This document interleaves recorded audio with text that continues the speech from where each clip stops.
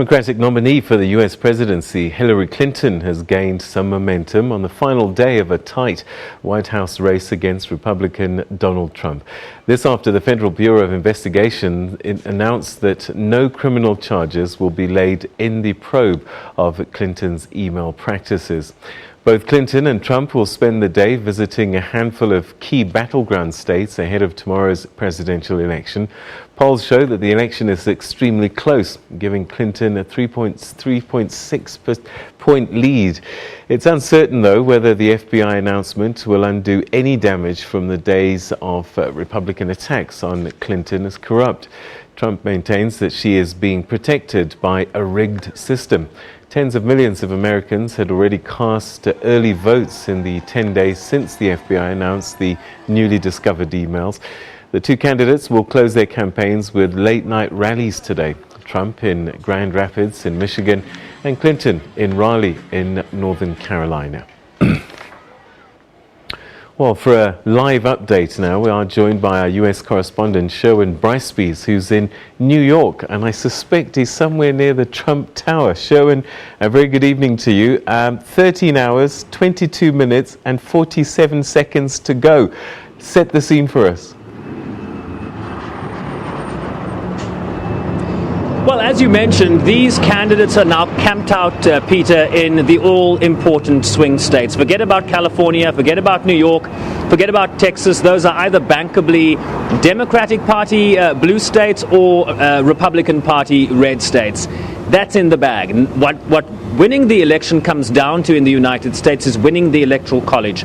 Winning 270 Electoral College votes. The only way you get over 270 for either candidate is to win the all-important swing states. Your Floridas, your Michigans, your Pennsylvanias. And if you look at where the president, the various surrogates, Hillary Clinton, Donald Trump, where are they spending their time? They're spending their time in those swing states. So it's a close race. The latest Bloomberg poll says it's around a 3-point race. Reuters says it's between 3 and 6 points heading into Tuesday's vote nationally, but it still comes down to the swing states. Don't forget that Al Gore in 2000 against George W. Bush, he won the popular vote and lost the election. So swing states are very crucial. So with literally just hours to go, this FBI report, is it too little too late? Have people made up their mind? And are those independents who hadn't made up their mind, might they be swung in Clinton's favor?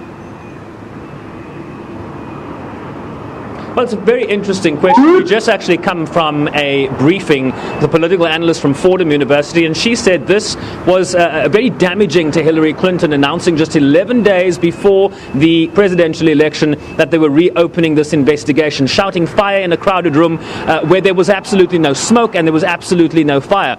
But Hillary Clinton has maintained a lead despite the FBI revelations a week ago, and this will give her a boost. I mean, the majority of people in this country, despite the almost 40 million votes we've seen in early voting that ended yesterday, the majority of people will go out to the polls tomorrow. And people are very, very invested. I mean, this election started when Hillary Clinton announced in April last year and Donald Trump in June of the same year. If people haven't made up their minds at this point about which one they're going to choose, then it really is left to a guessing game, which I doubt it will be. I think Hillary Clinton has maintained a lead, and that will help her into Tuesday night's tabulations.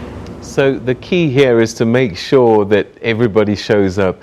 Is it looking like people will show up in their numbers, Sherwin?